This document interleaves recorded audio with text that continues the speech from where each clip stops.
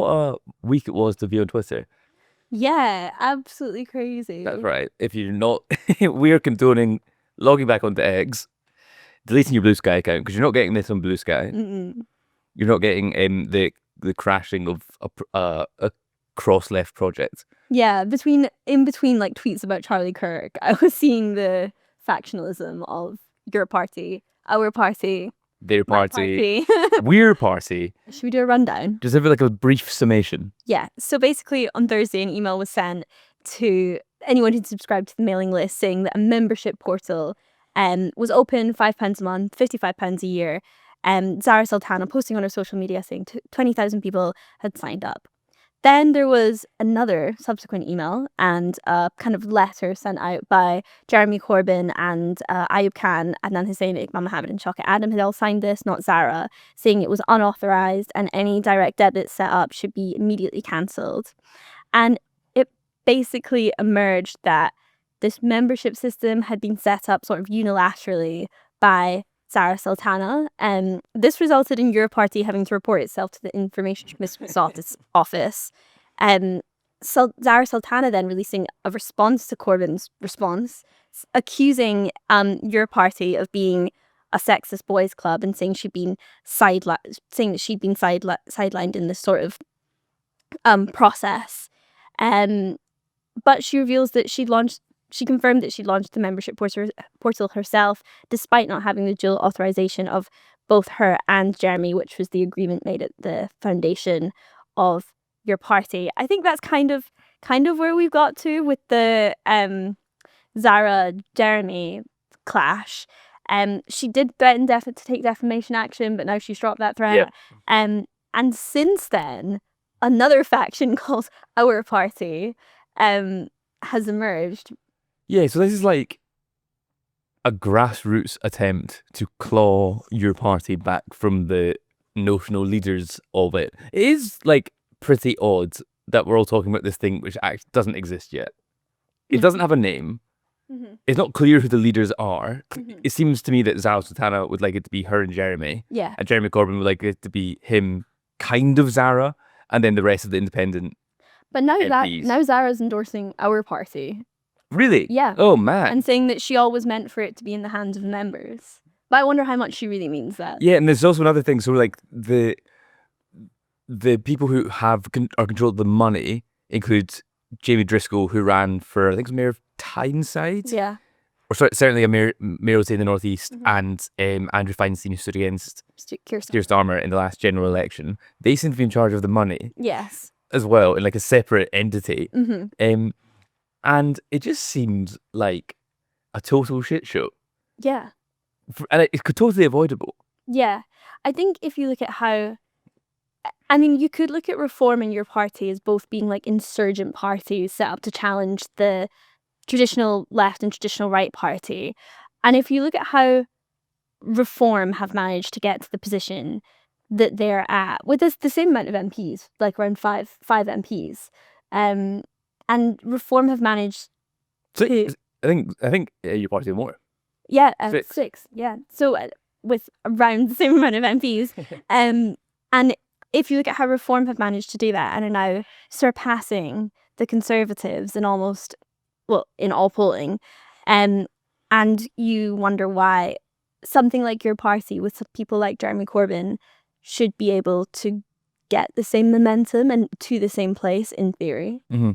It is interesting that the people at the head of it, the 7 MPs in charge, I do have some sympathy for Zara Sultana wanting not to necessarily platform every single one of the independent MPs, given, I don't know, well, their politics. For one, you've got landlords there, which surely aren't necessarily welcome in a left-wing movement. Not to say there's kind of some, I can't remember which one, but was being quite open about social conservatism. Mm-hmm. And they're also kind of no-names. Yeah. Zara Sultana and Jeremy Corbyn between them could like drum up a rally. Mm-hmm. Thousands of people would come onto the streets. I'm not convinced the rest of them could. So I think, I'm not sure Zara's wrong in wanting it to be, in identifying that they are the figureheads. or they should be the figureheads of this movement. Your point on landlords is interesting because Zara Sultana and Neil Duncan Jordan, the Labour MP who has had his the whip suspended, just tabled a bill in Parliament that would ban MPs from being landlords while they were serving in Westminster. Well, what happens to the Tory party then? What happens to the Labour Party? Yeah, true. What happens to the Labour cabinet? But yeah, I think you're right. There is this like sort of disparate beliefs within the party. But then again, if you look at something like Reform, there's incredibly disparate beliefs within the MPs of Reform. But I think because you have the figurehead of Nigel Farage, which everyone is sort of rallying around, it seems like because there isn't any leadership of your party at all right now, that it's just like sort of snake eating itself. In terms of like structural organisation, what's the opposite of horizontalist? Is it verticalist? Is that what we call it? Hierarchical? Yeah, hierarchical, let's say. So in Vincent Bevan's book, If We Burn, I think it's called, it's sort of like an assessment of the around the world in like the 2010s and before that, these horizontalist anarchical movements sprung up around the umbrella protests. Umbrella protests or Occupy Wall Street or the Arab Spring. And he basically argues that all of these things would have benefited from a hierarchical leadership. Their horizontalist nature of it actually was to its detriment because it allowed anyone to take on the mantle. For example, literally in Ukraine at the Maidan protests, it was co-opted by neo-Nazis, which wasn't necessarily what they wanted.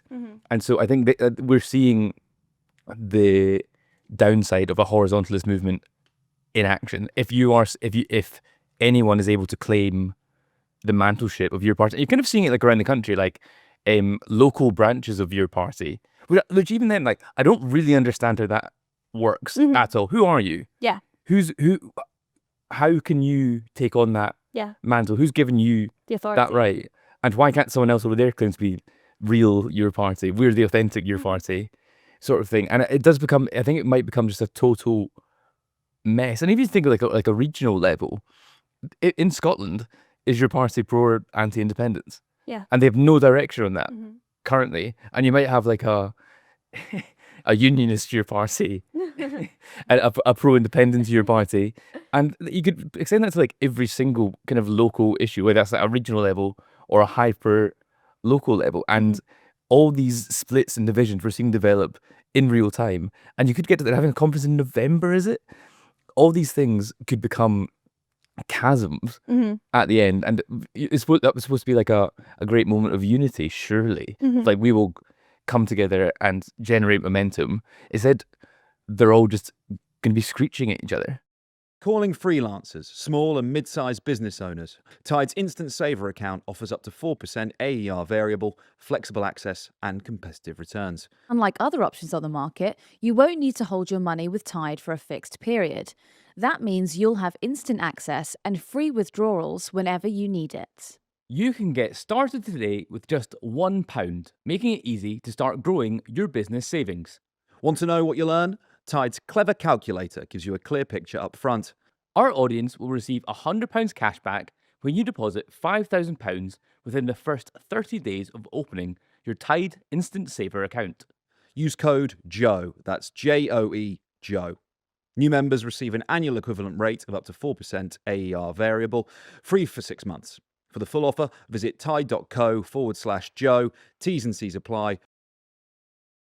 I think your point about like the horizontal organization is so apt, because I mean, horizontal organization I think is really good if you're trying to organize a protest movement like the umbrella protests were and stuff. I think in Black Lives Matter there was a lot of writing about how the horizontal organization of it was beneficial, and if you look at the civil rights movement, the leaders of it then became targets for like smear campaigns and in some cases assassinations. But with Black Lives Matter, because it was so deliberately horizontal, there was no figurehead to attack that way.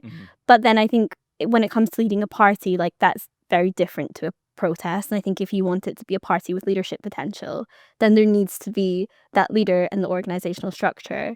And I think, kind of relating to this, if you look who's going to benefit the most from any sort of disintegration of your party, I think it's got to be Zack Polanski. Sure. Yeah. And I think a big part of that is because the Green Party already has grassroots activists, the organizational structure, the membership structure, a base that already exists. But with Zack Polanski's leadership, he's now basically adopted pretty much all the same economic platforms that your party are running on, things like a wealth tax.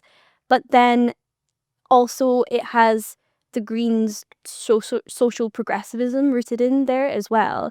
And someone like Zack Polanski now can benefit from recruiting disenfranchised members of Labour and potential members of your party and growing the traditional Green base into something new.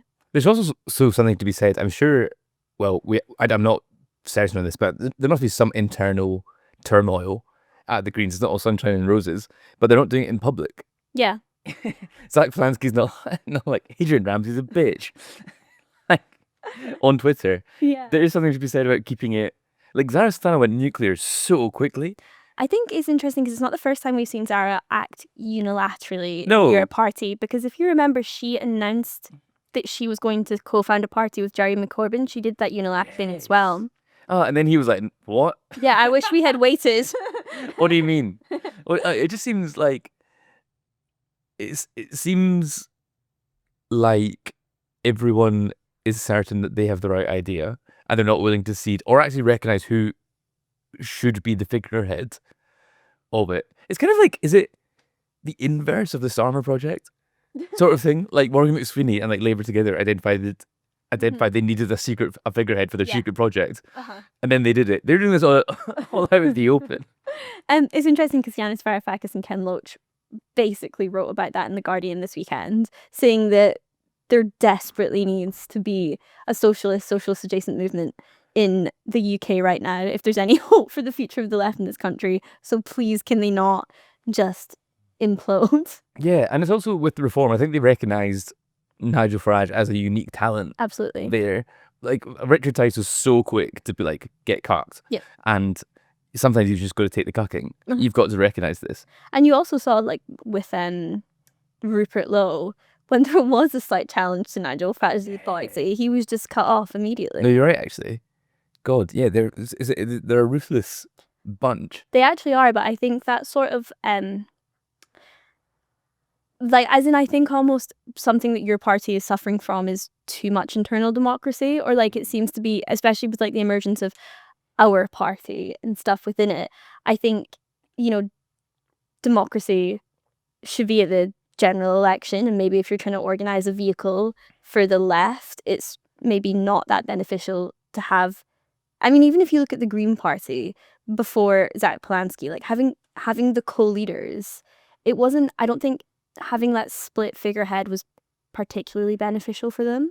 No, it wasn't like an actual HR level. I think that's why they did it. It's because like, I think Too much work for one person. I think that's why they do it. But then, I don't know, if you want to be the leader of the party, Then have a deputy or like.